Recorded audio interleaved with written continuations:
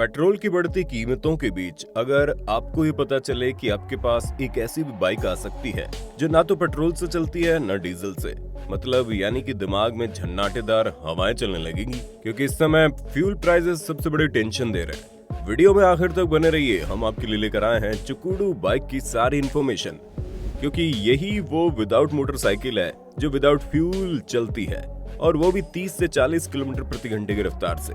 सड़क पर सुरक्षित सफर करने के लिए इतनी रफ्तार तो पर्याप्त है। हमारे देश में भी जुगाड़ करके अफ्रीका की बाइक को बनाया जा सकता है, जिससे बहुत सारे लोगों का खर्चा बच जाएगा।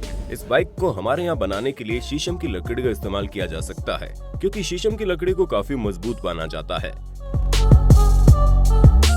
जुगाड़ टेक्नोलॉजी के मामले में हमारे देश का जवाब नहीं है।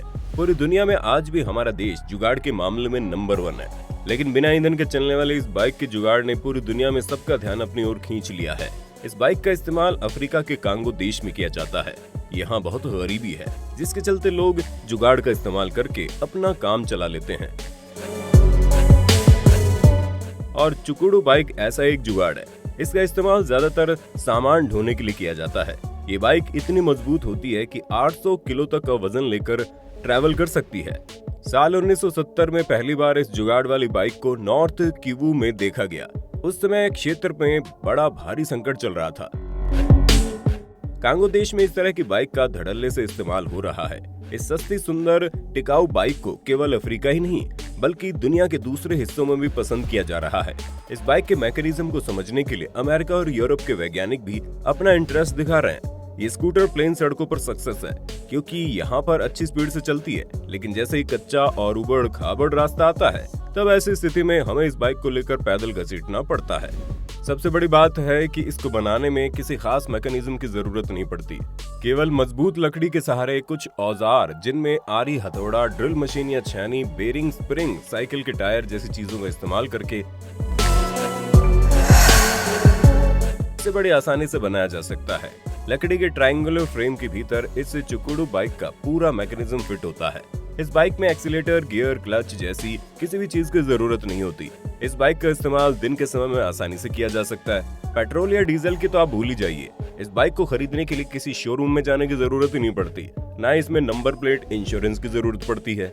इस बाइक में ऊपर एक हैंडल होता है, लेकिन उसमें एक्सीलेटर, ब्रेक या क्लच नहीं होता। बाइक को चलाने के लिए इसी ट्रायंगुलर फ्रेम के ऊपर एक पैड होता है, जिस पर चलाने वाला अपना घुटना रखता है। दूसरे पैर को टेक कर वो बाइक को खड़ा रख सकता है, और जब से चलाना हो तो अपने एक पैर से बाइक को धक्का देते हुए आगे बढ़ाना होता है, जिसके बाद ये बाइक स्पीड पकड़ लेती है और इसकी स्पीड 30 से 40 किलोमीटर प्रति घंटे की हो जाती है। लेकिन इस बाइक को रोकने के लिए ब्रेक की जरूरत पड़ती है। बाइक के पिछले चक्के के ऊपर एक रबर फिट होती है, जिसे पैर से दबाने पर बाइक के ब्रेक लग जाता है और वो रुक जाती है। इस बाइक में अलग अलग तरह के जलाऊ लकड़ी या दूसरा सामान ढोने के लिए और बैठने के लिए डेक यानी मेन फ्रेम के बीच में ड्रिल मशीन में छेद किया जाता है। अफ्रीका के कांगो देश में ये वहाँ के पब्लिक ट्रांसपोर्ट और सामान ढोने के लिए प्रमुख रूप से काम आती है। आइए अब जान लेते हैं इस बाइक की बेसिक मशीन को कैसे तैयार किया जाता है। सबसे पहले किसी मजबूत लकड़ी की फ्रेम या फट्टा तैयार किया जाता है। अफ्रीका मिलने वाली एक हार्डनुमा लकड़ी से तैयार किया जाता है। इसके अलावा पहिए नीलगिरी की लकड़ी से तैयार किए जाते हैं। अगर हमारे देश में चुकुडू बाइक को तैयार करना हो तो इसके लिए शीशम या आम की मजबूत लकड़ी इस्तेमाल की जा सकती है। सबसे पहले लकड़ी का एक 5 फुट लंबा और 18 इंच चौड़ा लकड़ी का फट्टा लेना होगा। इस फट्टे में ड्राइवर साइड पर एक 3 इंच चौड़ा और 1 इंच तिरछा छेद करना होगा। इसके बाद पट्टे के दूसरे सिरे पर 3 इंच चौड़ा और 5 इंच लंबा एक कट लगाना होगा। इसके बाद बनाते हैं लकड़ी के 2 पहिए। इनमें से एक पहिया छोटा, दूसरा बड़ा होना चाहिए। आगे वाले पहिए का डायमीटर लगभग 1 फुट यानी 12 इंच का होता है और दूसरे पहिए का डायमीटर 10 इंच का होता है। इसके बाद पहिए के बीचों बीच छेद करना होता है। छेद का आकार इतना हो कि इसमें बेरिंग फिट हो जाए। इसके बाद दोनों पहिए की परिधि पर पुराने टायर को कट करके इस तरीके से चढ़ा दिया जाता है और पहिए के चारों तरफ कीलें ठोक दी जाती है ताकि टायर अपने आप ना निकलें। इसके बाद 6 इंच लंबी और 3 इंच मोटी गोल लकड़ी काट लेनी है। इस लकड़ी को बेरिंग के बीच में फंसा दिया जाता है। इसके बाद काटे गए पिछले हिस्से के बीच में पहिए को फंसाकर उसके दोनों तरफ कील लगा देते हैं। इस तरह हमारा पिछला पहिया तैयार हो जाता है। इसके बाद एक 3 फुट लंबा डंडा लेकर उसके साइड में दोनों तरफ लकड़ी के 2 छुट्टे गुट्टे लगाएंगे। इसके बाद जिस तरह पिछले पहिए के बेरिंग में लकड़ी फंसाई थी, उसी तरह उसके अगले पहिए के बेरिंग में भी लकड़ी फंसाते हैं। इसके बाद लकड़ी के पहिए के दोनों तरफ फट्टे भी लगा देते हैं। इन फट्टों में भी छेद करके बेरिंग से निकली लकड़ी से अटैच कर देते हैं। इसके बाद बड़े फट्टे में जो छेद किया था, उस छेद में से डंडे को बाहर निकालना है। इसके बाद 1.5 फीट चौड़ा और 2 फीट लंबा एक फट्टा लेना है, जिसके बीच में एक 3 इंच चौड़ा 1 इंच तिरछा छेद करना है। इस छेद में से नीचे वाले डंडे को बाहर निकालना है, लेकिन इससे पहले 1 फीट लंबा स्प्रिंग इस फट्टे में फंसाना है। और अगर आप 1 फीट लंबा स्प्रिंग नहीं लगाना चाहते तो आपको 2 छोटे स्प्रिंग इसमें लगाने पड़ेंगे, ताकि ये सड़क पर चलते समय बाइक के लिए सस्पेंशन का काम करे। अगर आपने स्प्रिंग नहीं लगाई तो ऊबड़ खाबड़ रास्ते पर ये डंडा या पहिया टूट सकता है।